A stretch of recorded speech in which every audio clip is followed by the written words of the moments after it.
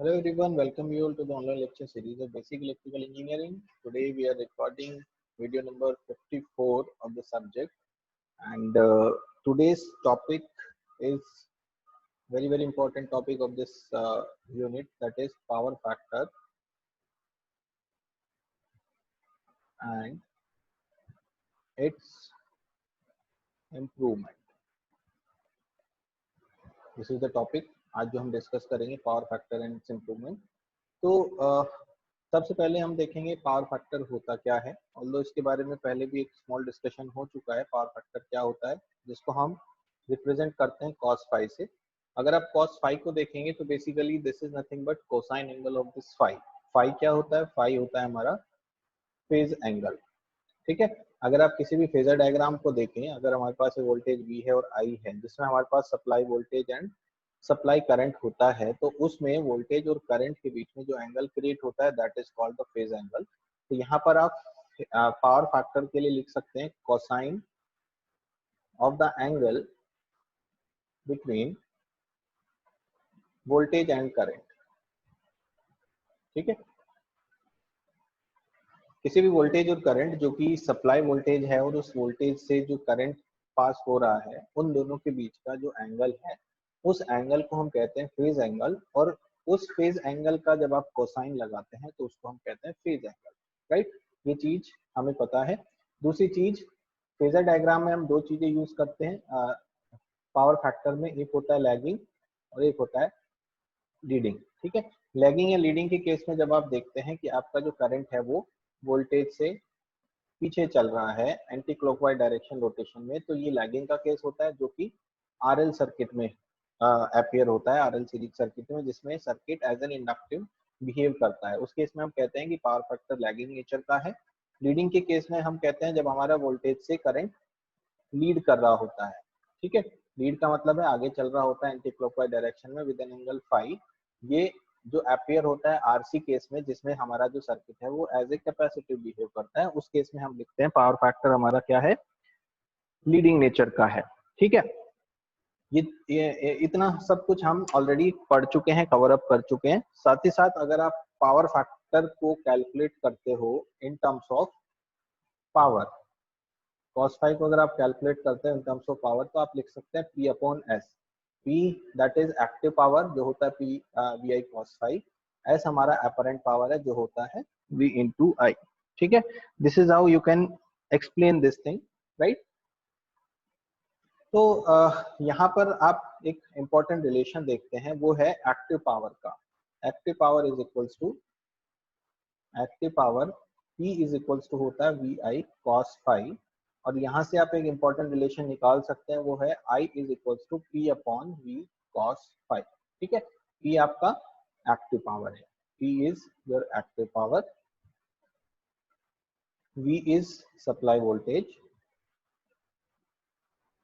ठीक है. I is the current drawn from the supply. I current drawn from supply and cos phi is the power factor. ठीक है. इन सब चीजों का यूजुअल मीनिंग है, जो हम सब चीजें जानते हैं कि क्या होता है, कैसे होता है. राइट. तो इस रिलेशन को हम बहुत ही इंपॉर्टेंट यूज करने वाले हैं यहाँ पर. राइट. तो बिफोर स्टार्टिंग दिस डिस्कशन, जो हमने अभी अभी एक रिलेशन क्रिएट किया था, हम एक और चीज देख लेते हैं. वो ये है कि जो अपरेंट पावर होता है, अपरेंट पावर S, वो होता है under root of P square plus Q square. ठीक है. Where P is equals to VI cos phi in watt, that is active power, and Q is होता है VI sin phi, that is reactive power in volt ampere reactive. Right. साथ ही साथ अगर आप यहाँ पर पावर ट्रायंगल बनाएं, तो पावर ट्रायंगल आपका होता है कुछ इस तरह का. ये होता है आपके पास V, that is VI cos phi. ये होता है आपके पास Q, that is VI sin phi. And when you join from this to this you get S, that is equals to VI. Right. ये आपकी तीनों पावर्स होंगी. तीनों पावर को अगर आप एक ट्रायंगल में क्रिएट करोगे तो that will give U A power triangle. This is the phase angle. Right. तो इस पावर ट्रायंगल से आपको क्या दिखाई देता है? इस पावर ट्रायंगल से आपको ये दिखाई देता है कि जो फाई एंगल है, वो फाई एंगल जितना छोटा होगा, यानी कि हम फाई एंगल को रिड्यूस कर रहे हैं, phi angle is decreasing, right. अगर फाई एंगल डिक्रीज होगा तो जो अपरेंट पावर है वो भी डिक्रीज होगी, ठीक है।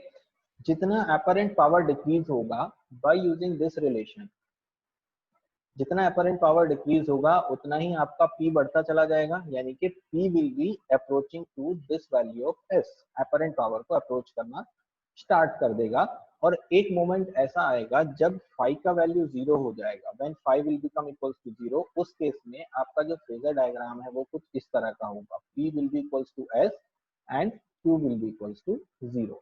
इसका मतलब है इस केस में P और S दोनों बराबर हो जाएंगे और आपका जो अपरेंट पावर है वो पूरा पूरा 0 हो जाएगा। P is equals to S का क्या मीनिंग है? S हमारा होता है अपरेंट पावर, ठीक है। S होता है अपरेंट पावर जो V इंटू I है, यानी supply voltage and the current being supplied, right. तो जितना भी सप्लाइड पावर हुआ जिसको हम अपरेंट पावर कहते हैं, उतना उतना हमारा जो एक्टिव पावर है, पावर कंज्यूम्ड, पावर एब्जॉर्ब, उतना का उतना कंज्यूम हो गया, एब्जॉर्ब हो गया। यही एक आइडियल सिचुएशन है कि भाई हम ये मान के चलते हैं कि जितना पावर हमें सप्लाई से मिल रहा है उतना का उतना हम पूरा यूज कर लें, क्योंकि हमें अल्टीमेटली जितना सप्लाई हो गया उसका बिल तो चुकाना ही है, उसके पैसे तो देने ही है। तो हम चाहेंगे कि जितना पावर हमें मिला सेम पावर हमें यूटिलाइज हो जाए, और वो कब पॉसिबल है? वो तब पॉसिबल है जब फाई की वैल्यू 0 हो जाए, पावर फैक्टर 1 हो जाए, तब जाकर P S equals to B into I होंगे और रिएक्टिव पावर होगी 0, राइट। रिएक्टिव पावर का मतलब होता है वो पावर जो L और C की वजह से सर्किट में फ्लोट हो रही है, जो सप्लाई टू लोड और लोड टू सप्लाई फ्लोट हो रही है। आपने देखा भी था जब आपने RL या RC केस में पावर का डायग्राम बनाया था, तो आपने देखा था कि वो डायग्राम कुछ इस तरह का बनता है, ठीक है। उसमें आपने देखा था वो डायग्राम कुछ इस तरह का बनता है, जिसमें जो नेगेटिव पावर है, ये नेगेटिव पावर क्यों आ रही है? क्योंकि आपका जो अपरेंट पावर में जो एक्टिव और रिएक्टिव पावर का कॉम्बिनेशन है, और उसमें जो स्पेशली अपरेंट रिएक्टिव पावर है, वो रिएक्टिव पावर सर्किट में लोड टू सोर्स और सोर्स टू लोड फ्लोट हो रही है, उसका कोई यूजफुल नेचर नहीं है। वो कुछ टाइम के लिए सोर्स से लोड की तरफ को जाती है और उसके बाद इमीडिएटली वो सोर्स की तरफ को रिटर्न हो जाती है। इसको आप बेहतर तरीके से देखते हैं जब आप प्योरली इंडक्टर और प्योरली कैपेसिटर केस को देख रहे थे, तो उस केस में आपने पावर को देखा था कि वो एग्जैक्टली पॉजिटिव और नेगेटिव साइड में बराबर है, सिमेट्रिकल वेवफॉर्म, यानी कि ये पोर्शन और ये पोर्शन दोनों बराबर थे, ठीक है। ये हम पावर का डायग्राम बना रहे हैं, अगर आपको याद हो, नहीं आपको याद आ रहा है तो आप एक बार पीछे जाके उन केसेस को देख सकते हैं। तो अगर ये प्योर इंडक्टर का केस है और प्योर इंडक्टर में आप एक सिमेट्रिकल वेवफॉर्म देखते हैं जिसका पॉजिटिव नेगेटिव हाफ बराबर है, तो उस केस में आप कहते हैं कि पावर इज 0 है, क्योंकि there is no power consumption, और उस केस में पूरा का पूरा आपको एक्टिव पावर मिलता है। जितना भी पावर यहाँ से मिल रहा है वो पूरा पूरा रिएक्टिव पावर मिलता है, एक्टिव पावर नहीं होता, बिकॉज फाई का वैल्यू यहाँ होता है 90 डिग्री, ठीक है। इस वजह से एक्टिव पावर आपका 0 हो जाता है, ठीक है। तो ऊपर वाले केस में जब आप देखते हैं इस वेवफॉर्म में, जो हमने यहाँ पर ये वेवफॉर्म बनाई है, इस वेवफॉर्म में हम ये देखते हैं कि ये RL का केस है, ये RL का केस है। RL के केस में रेजिस्टेंस तो पावर को कंज्यूम करता है, लेकिन इंडक्टेंस की वजह से पावर फ्लोट होगी। वो कौन सी पावर होगी? Apparent power.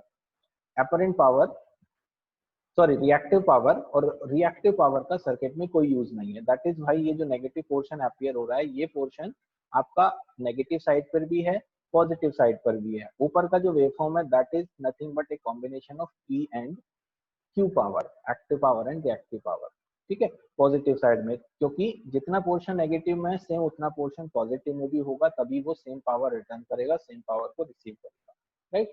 तो यहाँ से हमने ये चीज देखी कि अगर हमारा पावर फैक्टर बढ़ जाए या फेज एंगल डिक्रीज हो जाए, राइट, फेज एंगल डिक्रीज होगा तो क्या होगा? पावर फैक्टर इंप्रूव होगा, पावर फैक्टर बढ़ेगा। That means if phi is decreasing, power factor will be increasing, right. और फाई की वैल्यू जो है वो 0 से 90 के बीच में वेरी करती है। इसी तरह से cos फाई की जो वैल्यू है वो किस किस के बीच में वेरी होती है? वो 1 से लेके 0 के बीच में वैल्यू होती है, यानी कि अगर फाई की वैल्यू 0 है तो cos फाई की वैल्यू 1 है, और अगर फाई की वैल्यू 90 डिग्री है तो कॉस फाई की वैल्यू 0 है। दैट मीन हमारे लिए बेटर कौन सा हुआ, हमारे लिए बेटर हुआ कि फाई जो एंगल है वो 0 से जितना पास होगा उतना बेटर हमारे लिए पावर फैक्टर होगा, और उतना ही ज्यादा अच्छा कौन सा काम होगा, उतना ही अच्छा हमारे लिए एक्टिव पावर मिलेगी। इसका एग्जांपल से हम देख लेते हैं। हमारे पास मान लीजिए एक इक्विपमेंट हमें चलाना है, एक इक्विपमेंट है हमारे पास, कुछ भी हो सकता है ये, जिसकी रेटिंग दे रखी है कि वो 100 वाट का है, राइट, और 200 वोल्ट्स का है, ठीक है, या फिर सिंगल फेस वोल्टेज 230 वोल्ट ले लेते हैं, let's say this is 230 volt. Alright, हमारे पास एक इक्विपमेंट है जो 230 वोल्ट का है और 100 वोल्ट का है। अब ये जो 100 वोल्ट है, this is in watt, watt का मतलब है एक्टिव पावर की, that is V I cos phi, ठीक है, सिंपल सा मीनिंग है। यहाँ से आप करंट कंजम्पशन निकाल सकते हैं आसानी से। कैसे?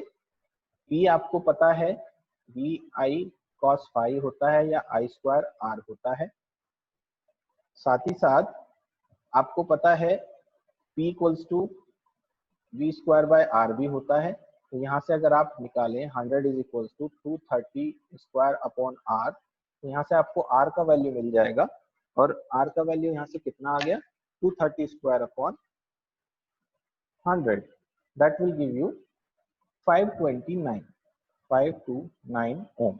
ये आपके पास मिल गया रेजिस्टेंस का वैल्यू। और अगर आपको रेजिस्टेंस पता है तो अगेन हम निकाल सकते हैं पावर से।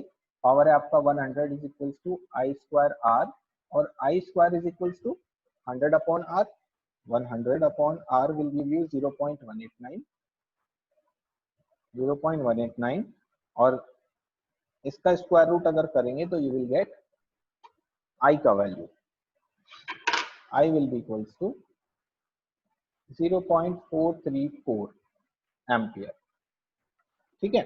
ये आपको मिल गया करंट का वैल्यू, यानी कि आपका एक इक्विपमेंट जो 100 वॉट कंज्यूम करेगा, जिसका पावर रेटिंग है 100 वॉट, उसको चलाने के लिए आपको 0.434 एम्पियर का करंट का जरूरत पड़ेगा, जिसका रेजिस्टेंस हमने कैलकुलेट किया है 529 ओम, ठीक है। ये चीज हमने यहाँ से देख ली। साथ ही साथ हमें वोल्टेज पता है, हमें करंट पता है, पावर निकाल लेते हैं, पावर फैक्टर निकाल लेते हैं, कितना आएगा power factor. So for this case अगर आप देखोगे कि हमने पावर लिया 100 वॉट का, वोल्टेज लिया 230 वोल्ट का, और अगर ये इक्विपमेंट प्योरली रजिस्टिव इक्विपमेंट है, प्योरली रजिस्टिव का मतलब है ये हीटर है या गीजर है, इस तरह का कोई भी इक्विपमेंट है, या आयरन है, कोई इस तरह का अगर इक्विपमेंट है, ये सारे होते हैं रजिस्टिव एलिमेंट, जिसका पावर फैक्टर होता है यूनिटी। तो उस केस में अगर हम इस पावर को यूनिटी माने तो P इक्वल्स टू आपका VI होगा, और VI is nothing but equals to S होगा, यानी कि जितना पावर हमें सप्लाई से मिला उतना का उतना पावर हमने यहाँ पर यूज कर लिया, पावर फैक्टर हमने 1 लिया है। नाउ एक दूसरा इक्विपमेंट ले लेते हैं। कोई इक्विपमेंट है हमारे पास जो पावर रेटिंग है जिसकी अगेन 100 वॉट ही 230 वोल्ट पर ही चलता है, और उसका जो पावर फैक्टर दिया हुआ है वो हमें दिया हुआ है 0.7, ठीक है। नेचुरली अगर पावर फैक्टर 0.7 है तो ये इंडक्टिव लोड होगा, आरएल का केस है, कोई इंडक्टिव लोड है। तो उस केस में आपको जो एक्टिव पावर दी है वो दे रखी है P VI cos phi is equals to 100. Also you know the value of voltage and power factor is equals to 100. You will have I. What will be the value of I here? You will get 100 upon 213 to 0.7 will give you 0.621 ampere. ये देखिए, ये वो current है जो उस case में consume हुआ जब आपके पास पावर फैक्टर 0.7 था, और ये उस केस का करंट है जब आपके पास पावर फैक्टर 1 था। दोनों में क्या डिफरेंस है? दोनों में आप देखेंगे कि अगर हमारा पावर फैक्टर 1 से चेंज होके हो गया 0.7, तो आपका जो करंट कंज्यूम्ड है वो 0.434 से चेंज होके हो गया 0.621 एम्पियर, जो कि 1.43 टाइम्स ज्यादा है, राइट। क्या समझ में आया आपको? यहाँ से आप देखेंगे दोनों ही लोड एक समान है, दोनों ही 100 वॉट के हैं, लेकिन पहले वाले केस में हमने प्योर रेजिस्टिव एलिमेंट लिया हुआ है जिसका पावर फैक्टर 1 होता है। दूसरे केस में हमने एक ऐसा एलिमेंट लिया है जिसका पावर फैक्टर हमें 0.7 दिया हुआ है, पावर फैक्टर है कुछ 0.7 का। दोनों केस में हमने ये पाया कि पावर फैक्टर एक से अगर रिड्यूस होता है तो करंट कंजम्पशन बढ़ जाता है for the same power rating. Remember this thing, in both the cases we have same constant supply, that is 230 volt. We have same power rating of an equipment, that is 100 watt.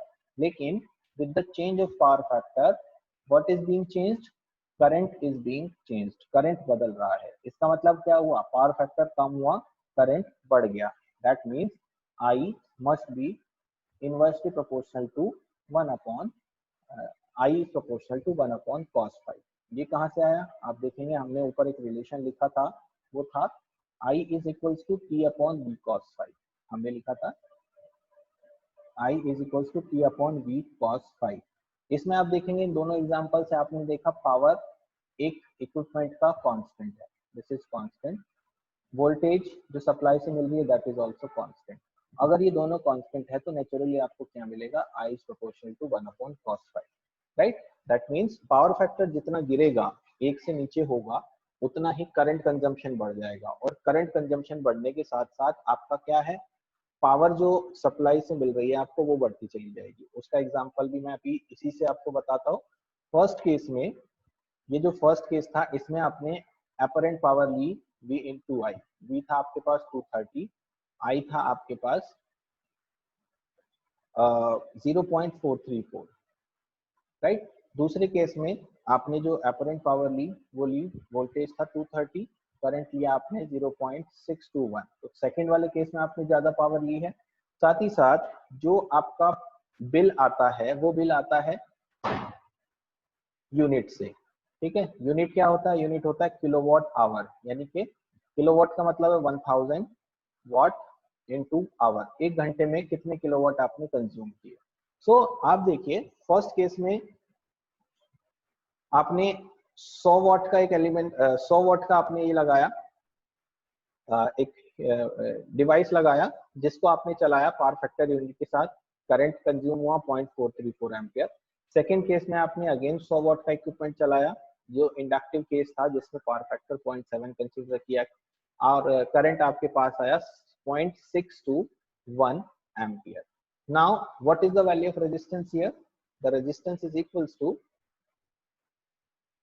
Power है आपके पास 100 is equals to I square R, यानी कि 621 का square into R. What is the value of R here? R is equals to 100 upon 0.621 square is equals to 259.30 ओम. ये है आपका second case का resistance. Correct, second case का resistance हो गया. अब जब सेकेंड केस के रेजिस्टेंस को आप फर्स्ट केस के रेजिस्टेंस से कंपेयर करते हो तो आप देखते हो कि ऊपर वाले केस में हमने सेम पावर रेटिंग में ज्यादा वैल्यू के रेजिस्टेंस के साथ काम कर लिया है, जबकि सेकेंड केस में आपने सेम पावर रेटिंग में कम वैल्यू के रेजिस्टेंस से काम किया है. Power consumption is same in both the cases. First case में भी 100 वाट से पावर कंजम्पशन हो रहा है, सेकेंड केस में भी 100 वाट से कंजम्पशन हो रहा है. एक घंटे में अगर आप देखोगे तो यहाँ पर आप ज्यादा काम ले पा रहे हैं. फर्स्ट केस में आप एक ज्यादा वैल्यू के रेजिस्टेंस के साथ काम कर पा रहे हैं, जबकि सेकेंड केस में आपके पास वैल्यू ऑफ रेजिस्टेंस कम हो गया है, यानी कि आप ज्यादा कम काम कर पा रहे हैं. राइट, फर्स्ट केस में ज्यादा काम हो रहा है, सेकेंड केस में कम काम हो रहा है for the same power rating. तो आपको ये चीज क्लियर हो गई है कि पावर फैक्टर जैसे जैसे डिक्रीज होगा वैसे वैसे आपका जो करंट कंजम्पशन है वो ज्यादा होता चला जाएगा. जस्ट टू मीट दिस 100 वाट, ये 100 वाट को मीट करने के लिए एक चीज बढ़ेगी क्योंकि P इक्वल्स टू होता है VI cos phi. अगर cos phi डिक्रीज हो रहा है तो करंट भी एक ऐसी क्वांटिटी है जो बढ़ेगी पावर की डिमांड को पूरा करने के लिए. और अगर पावर की डिमांड बढ़ेगी तो उस केस में आपको क्या करना पड़ेगा? आपको ज्यादा पैसे देने पड़ेंगे सेम काम को सेम समय पे करने के लिए. यहाँ पर एक घंटे को लिए अगर आप 100 वाट चलाते हो तो सिर्फ 100 वाट ही कंज्यूम होती है, लेकिन यहाँ पर अगर आपको 100 वाट कंज्यूम करना है और पूरे एक घंटे के लिए करना है तो आपको ज्यादा बिल यहाँ पर पे करना पड़ेगा. राइट, तो ये डिफरेंस है मेनली. सबसे ज्यादा जो हम देख पाते हैं वो यही है कि cos phi पावर फैक्टर अगर डिक्रीज हो रहा है तो current will increase. So we have to do something जिससे पावर फैक्टर हमारा डिक्रीज ना हो. हमारे पूरे सिस्टम में, पावर सिस्टम में, चूंकि पावर फैक्टर डिक्रीज होने के बहुत सारे कारण हैं, हम अभी आगे वो सारी चीजें डिस्कस करेंगे कि क्या कारण है जिस कारण से पावर फैक्टर डिक्रीज होता है. उन सारे कारणों को हमें अवॉइड करना है, या तो हमें कुछ ऐसा अलग से कुछ मेथड ढूंढना है जिस वजह से हमारा पावर फैक्टर इंप्रूव हो जाए। बिकॉज पावर फैक्टर इंप्रूव होने से सीधे सीधे करंट पे इफेक्ट पड़ेगा, करंट डिक्रीज होने से सीधे सीधे हमारे पावर कंजम्पशन पे इफेक्ट पड़ने वाला है, राइट। और भी बहुत सारे डिसएडवांटेजेस हैं पावर फैक्टर डिक्रीज होने के, एक एक करके हम डिस्कस करेंगे। सबसे पहले आपने देखा, इफ, यहां हम ऊपर लिख देते हैं, if power factor is decreasing current is increasing. ये चीज आपने देख ली। अब करंट के ऊपर क्या क्या चीजें डिपेंड करती हैं, आप इमेजिन कीजिए कि करंट के ऊपर क्या क्या चीजें डिपेंड करती हैं। आपने देखा होगा कि जितने भी वायर्स आप यूज करते हैं, जितने भी स्विचेस आप यूज करते हैं, जितने भी डिवाइसेस आप लेकर आते हैं, वो सारे के सारे डिपेंड करता है करंट की रेटिंग के ऊपर। क्योंकि आप जितने भी डिवाइसेस हैं, फैन है या कोई भी चीज आप जो घर में यूज कर रहे हैं, वो सब करंट के ऊपर डिपेंड है। उनके अंदर जितनी भी वाइंडिंग्स हैं वो सब करंट के ऊपर डिपेंड करती हैं। Why is it so? Because current की रेटिंग पे ही वायर की थिकनेस डिसाइड की जाती है। आपने देखा होगा जब भी हम आप सिंपल सा बल्ब जलाने के लिए वायर को यूज करते हैं, तो आप कितने भी पतले वायर से बल्ब को जला सकते हैं। लेकिन जब आप हीटर चलाने के लिए आते हैं, गीजर चलाने के लिए आते हैं, तो आपको पावर प्लग की जरूरत पड़ती है और मोटे वायर की जरूरत पड़ती है। जिसका मतलब ये हुआ कि करंट का जो कंजम्पशन है वहां पर बहुत ज्यादा है, उन वायर के थ्रू ज्यादा करंट फ्लो होने वाला है। यानी कि अगर करंट बढ़ेगा तो वायर की थिकनेस बढ़ेगी, और अगर आपके सिस्टम में किसी कारण से पावर फैक्टर डिक्रीज हो गया और करंट इंक्रीज हो गया, तो जो आपका एग्जिस्टिंग सिस्टम है वो इनकम्पेटिबल हो गया। बिकॉज पहले वो एक पर्टिकुलर रेटिंग के लिए बनाया गया था, अब पावर फैक्टर डिक्रीज हो गया तो करंट का रेंज है वो बढ़ गया है, तो करंट का रेंज बढ़ गया है, जिसकी वजह से सारे वायरिंग जहां जहां भी वायर्स लगे हैं वहां वहां पर उसका इफेक्ट पड़ने वाला है।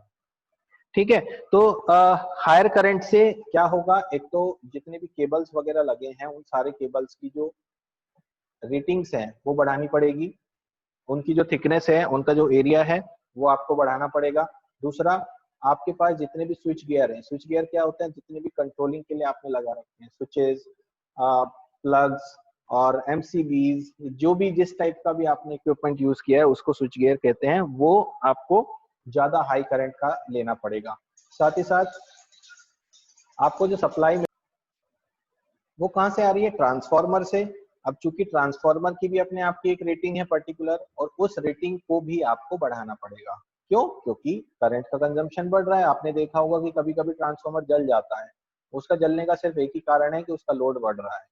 एक्चुअली हो क्या रहा है कि ट्रांसफार्मर पे 100 घरों को कनेक्शन दिए गए हैं, लेकिन कहीं कहीं ऐसा होता है बिजली इलेक्ट्रिसिटी का चोरी भी होता है। कुछ 10-20 लोग घर ऐसे भी होते हैं जिन्होंने कनेक्शन 1 वाट का लिया है, 1 किलोवाट का लिया है और चला रहे हैं वो 2 किलोवाट या 3 किलोवाट। कुछ इलेक्ट्रिसिटी को चोरी करके भी घर में यूज कर रहे हैं। बहुत सारी जगहों पर ऐसा होता है, स्पेशली रूरल एरियाज में ऐसा देखा जाता है कि वहाँ का ट्रांसफार्मर बहुत जल्दी जल जाते हैं, आता है उसके बाद कुछ टाइम बाद वो जल जाएगा। तो उसका सिर्फ एक ही रीजन है कि जो ट्रांसफार्मर वहाँ दिया गया है वो उनके एनालिसिस के अकॉर्डिंग दिया गया है कि यहाँ पर इतने कनेक्शन हैं, इतना लोड वहाँ पर लगेगा, तो हमें इतनी रेटिंग का पर्टिकुलर ट्रांसफार्मर चाहिए। लेकिन एक्चुअल की कंडीशन कुछ और है, वहाँ पर लोड ज्यादा है। कुछ लोग जो अनरजिस्टर्ड लोग हैं, जो रजिस्टर्ड नहीं है, जिनका पता नहीं है, वो भी इलेक्ट्रिसिटी कंजम्पशन करते हैं, जिस वजह से ट्रांसफार्मर हीट होके जल जाता है। उसके जो वायर है, उसके अंदर जो वाइंडिंग्स है, वो वाइंडिंग्स उतनी करंट को बियर नहीं कर पाती, हीट होके वो खराब हो जाता है, आपका जल जाता है। तो आपको वहां पर ट्रांसफार्मर्स की रेटिंग्स को भी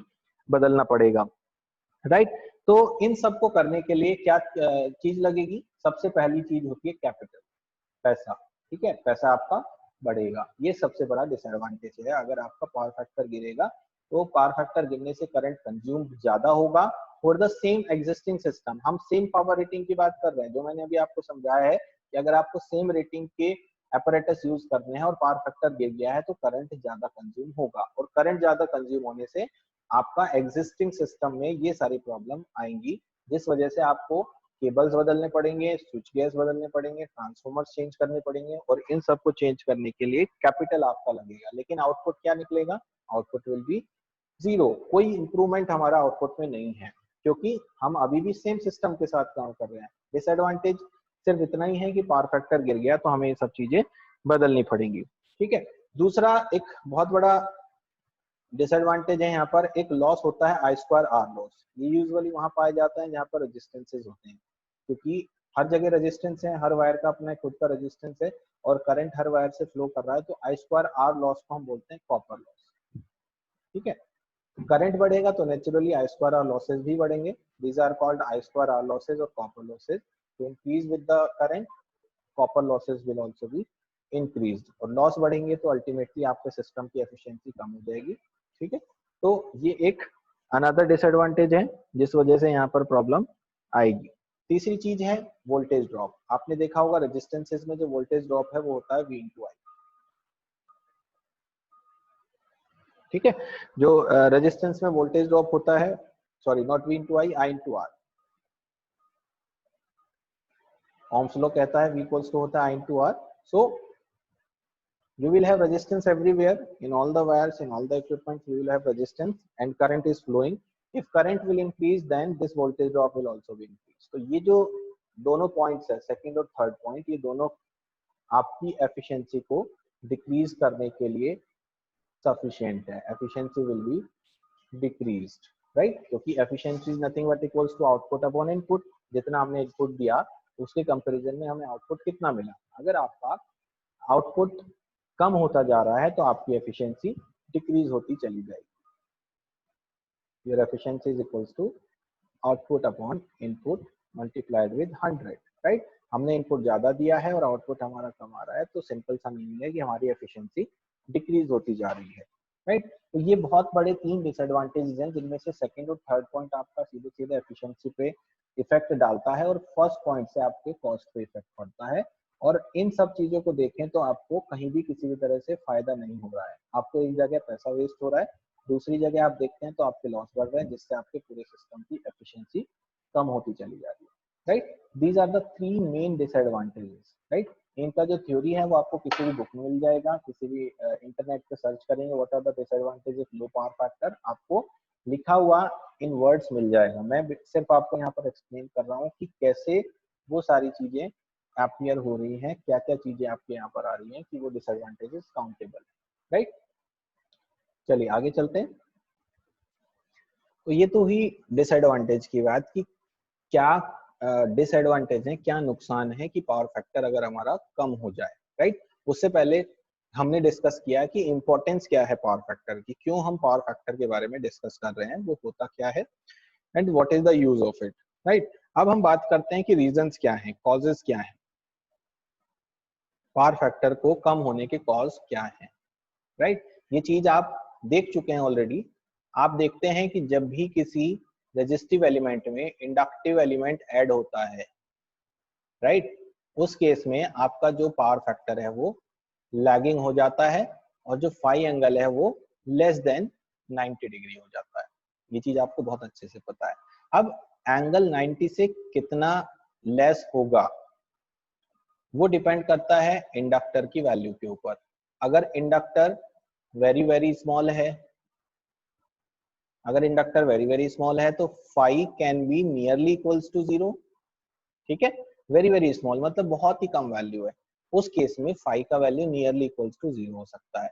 और अगर एल की वैल्यू वेरी वेरी लार्ज है तो फाई का value can be nearly equals to 90 degree, 88 degree हो सकता है, 89 डिग्री हो सकता है। सिमिलरली इस वाले केस में वो 1 डिग्री हो सकता है, 2 डिग्री हो सकता है, 3 डिग्री हो सकता है। तो प्योरली डिपेंड करता है इंडक्टर की वैल्यू के ऊपर। दैट इज व्हाई हम कहते हैं कि आरएल सीरीज सर्किट में फाई का वैल्यू इक्वल्स टू 0 से 90 के बीच में होगा। It will never be equals to 0, it will never be equals to 90। क्यों? क्योंकि आपका आरएल है तो नेचुरली 0 इसलिए नहीं होगा क्योंकि आर का कुछ पोर्शन वहां पर है, और 90 प्योरली इसलिए नहीं होगा क्योंकि आर का पोर्शन वहां है, ठीक है। तो एल 0 नहीं होने देगा, आर 90 नहीं होने देगा। That is why 5 will always lie in between 0 and 90 degree. So it purely depends upon the inductive elements. Now inductive elements क्या है? आज की डेट में जितने इक्विपमेंट्स लगे हैं वो सब एक तरह से इंडक्टिव है। टीवी ले लीजिए, फ्रिज ले लीजिए, और जितने भी इलेक्ट्रॉनिक आइटम्स है सब इंडक्टिव हैं, जितने भी मोटर्स हैं वो भी इंडक्टिव हैं। तो majority of equipments, majority of devices जो हम यूज कर रहे हैं आजकल डोमेस्टिक पर्पस में, हाउस होल्ड्स में, घरों में, वो सारे के सारे इंडक्टिव एलिमेंट्स हैं जिन सब का पावर फैक्टर लेस देन 1 होता है, ठीक है, उन सब का पावर फैक्टर लेस देन होता है 1, यानी कि 0.9 हो सकता है, 0.8 हो सकता है, 0.7 हो सकता है, कुछ भी हो सकता है। अलग अलग डिवाइस का अलग अलग पावर फैक्टर है। जितने भी मोटर्स अगर हमारे घर में हैं वो सब के सब लैगिंग पावर फैक्टर पे काम करते हैं, लैगिंग पावर फैक्टर पे। तो ये सब तो बहुत ही स्मॉल स्केल की बातें हैं, जैसे हाउस होल्ड की हम बात कर रहे थे, घरों की बात कर रहे थे। घरों में बहुत सारे इक्विपमेंट नहीं होते हैं, हम हार्डली 2 किलोवाट 3 किलोवाट का कनेक्शन के साथ हमारा घर चल जाता है। अब अगर बात करें इंडस्ट्रीज की बात करते हैं, तो इंडस्ट्रीज में तो आप देखते हैं मैन्युफैक्चरिंग होती है, प्रोसेसिंग होती है, वहाँ बहुत सारे फैंस होते हैं, बड़े बड़े फैंस होते हैं, और बहुत सारे बड़े बड़े मोटर्स होते हैं जिनसे प्रोसेसिंग चल रही होती है। कहीं बेल्ट्स चल रही हैं, कहीं फैन चल रहे हैं, कहीं मशीनें चल रही हैं, सब में किसी ना किसी तरह से मोटर लगा हुआ है। और मोटर में भी मेजोरिटी जो होती है वो होती है इंडक्शन मोटर की। इंडक्शन मोटर हम पढ़ेंगे 4th चैप्टर में, ठीक है। Induction motor always work on the lagging power factor, ठीक है। अगर मेजोरिटी आपकी लैगिंग पावर फैक्टर की है तो ऑब्वियसली आपका जो ओवरऑल सिस्टम का पावर फैक्टर है वो क्या हो जाएगा, डिक्रीज हो जाएगा, ठीक है। This is very first reason and very big reason कि क्यों पावर फैक्टर लो होता है, राइट।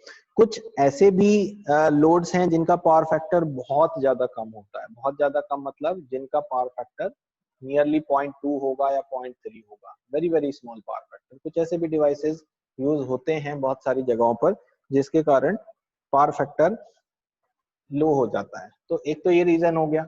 दूसरा रीजन हो गया कि इंडस्ट्रीज के अंदर कुछ ऐसे डिवाइसेस हैं लाइक फर्नेस हो गए, ये heating furnace,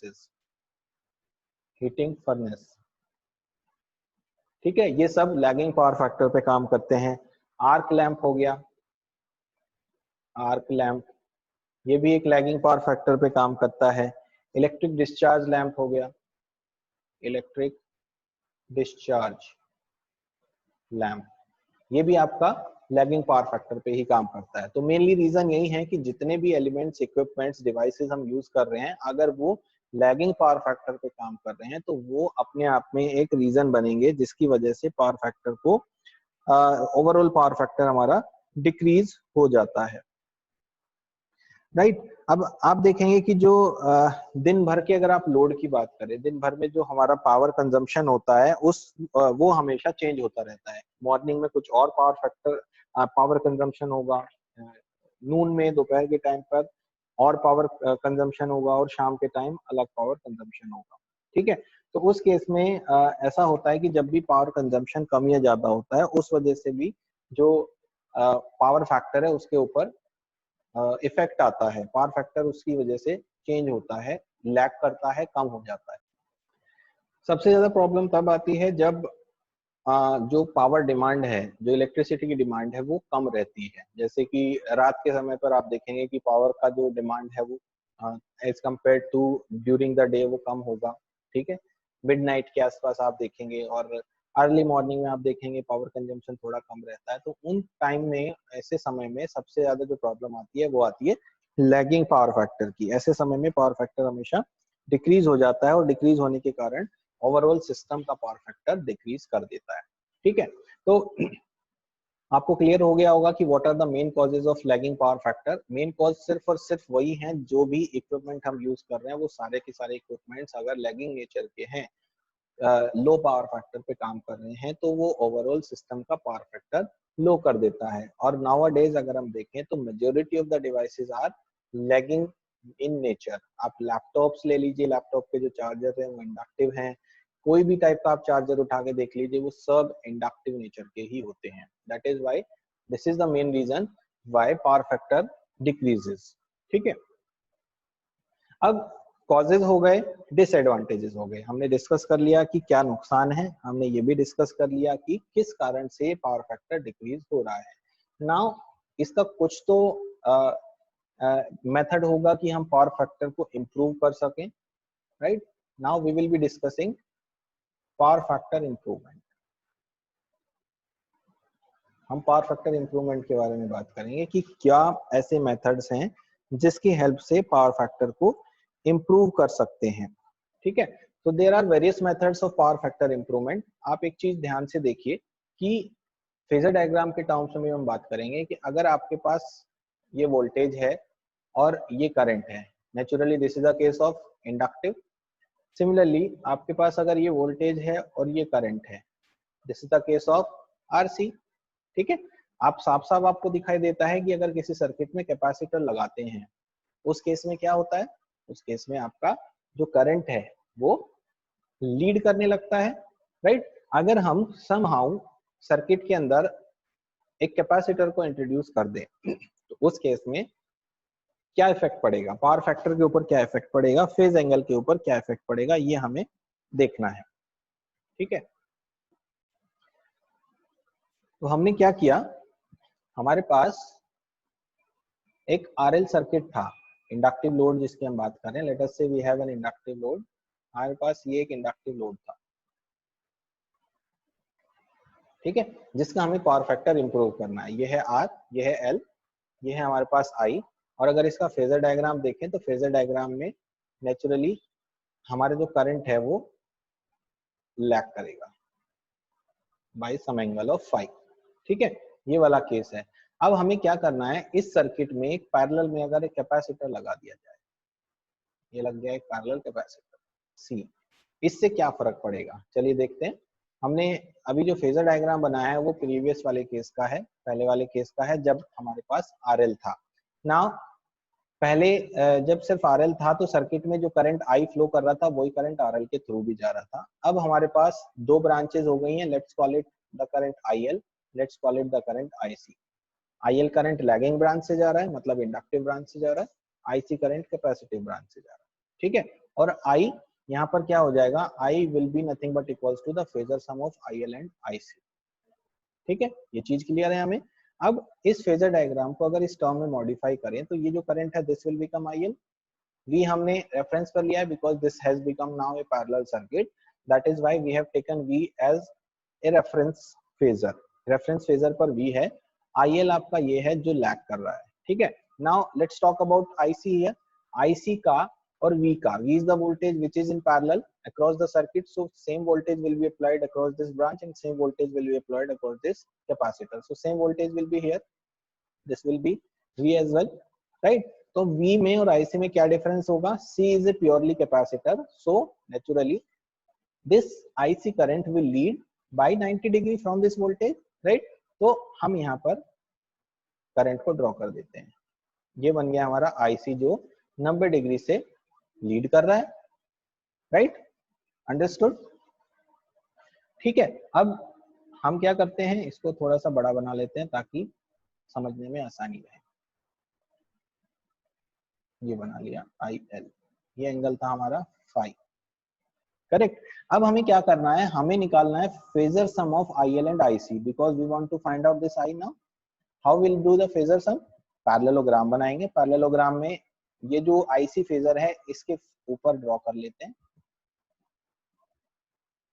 this is IC phasor, and when you join this line from this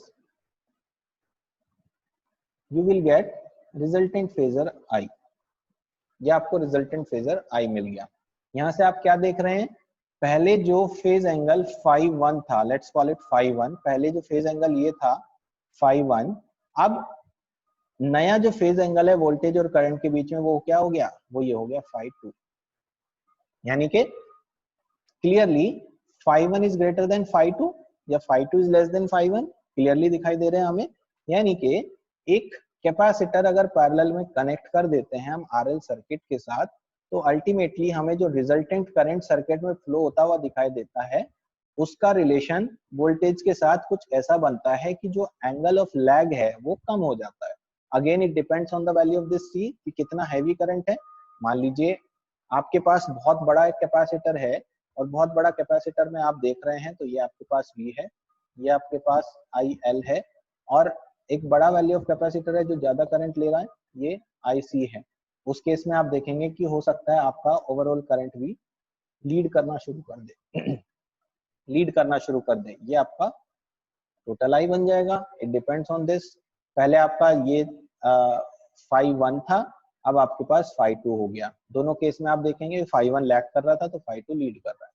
again आपकी जो कंडीशन है वो रिवर्स हो गई है।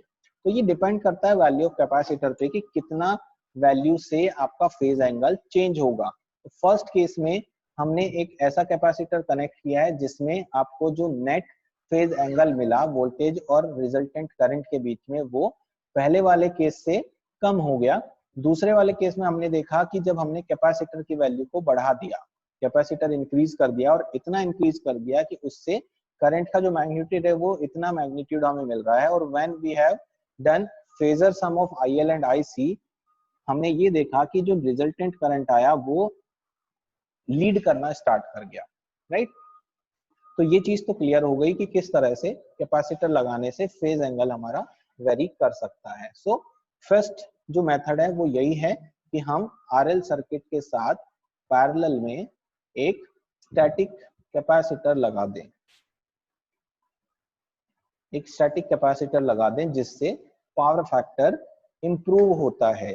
नेचुरली जब phi डिक्रीज होगा, when phi will decrease, power factor will increase। तो हमें अल्टीमेटली phi को ही डिक्रीज करना था, जो हम यहाँ पर देख पा रहे हैं ऊपर फेजर डायग्राम के through, right. Is it clear?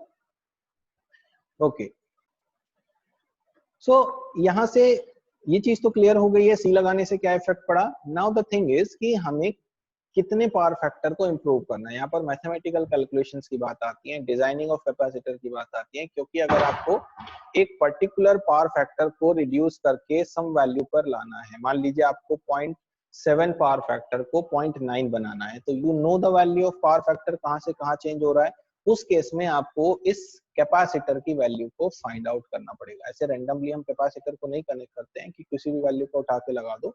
उसकी एक प्रॉपर मैथमेटिकल कैलकुलेशंस होंगी, उस कैपेसिटर की डिजाइनिंग होगी कि कितने वैल्यू ऑफ कैपेसिटर को हम कनेक्ट करें कि हमारा पावर फैक्टर जो हमें चाहिए वो अचीव हो जाए। बिकॉज पावर फैक्टर, ये जो कैपेसिटर होता है ये अपने आप में एक बहुत कॉस्टली एलिमेंट होता है, ये बिल्कुल सस्ता नहीं आता। जितना लार्ज वैल्यू का आप कैपेसिटर यूज करोगे उतना लार्ज अमाउंट ऑफ मनी आपको देना पड़ेगा। So this has to be properly calculated कि कितना रिक्वायर्ड है और कितना हम कनेक्ट कर सकते हैं। बिकॉज इन इंजीनियरिंग हम कॉस्ट को सबसे ज्यादा अहमियत देते हैं, रिजल्ट के साथ साथ हम कॉस्ट को भी अहमियत देते हैं।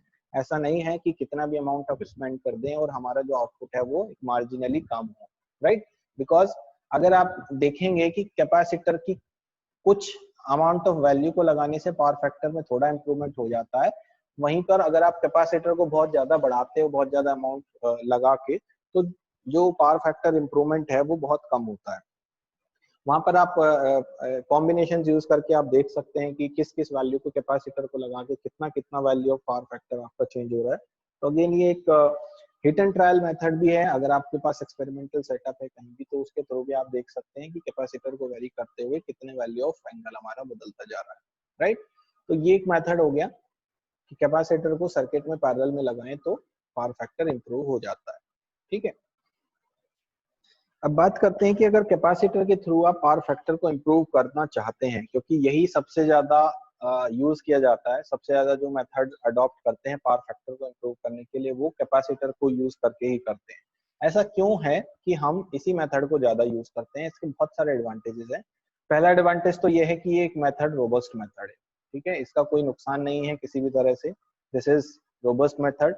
दूसरा है इजी मेथड है, इजी टू इंस्टॉल, इसमें कुछ भी आपको डिजाइनिंग बहुत डिफिकल्ट आपको मॉडिफिकेशन नहीं करने पड़ते, आसानी से आप कहीं पर भी कैपेसिटर को कनेक्ट कर सकते हो, कोई स्पेशल फाउंडेशन की जरूरत नहीं है, बहुत ही कम स्पेस लेता है, लेस स्पेस। आपको सिर्फ एक कैपेसिटर को प्लेस करना है तो बहुत ही कम स्पेस ये लेगा।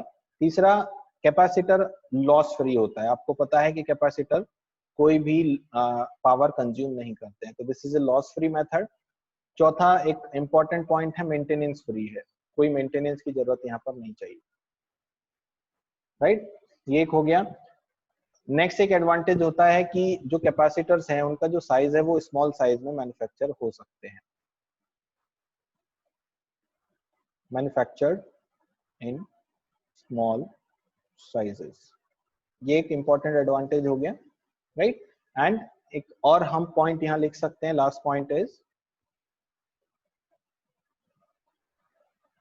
Efficient and trouble free. ठीक है, ये कुछ पॉइंट्स हैं जिन पॉइंट्स को ध्यान में रखते हुए ही ये मेथड जिसके हेल्प से हम पावर फैक्टर को इम्प्रूव करते हैं वो सबसे ज्यादा काम में लिया जाता है।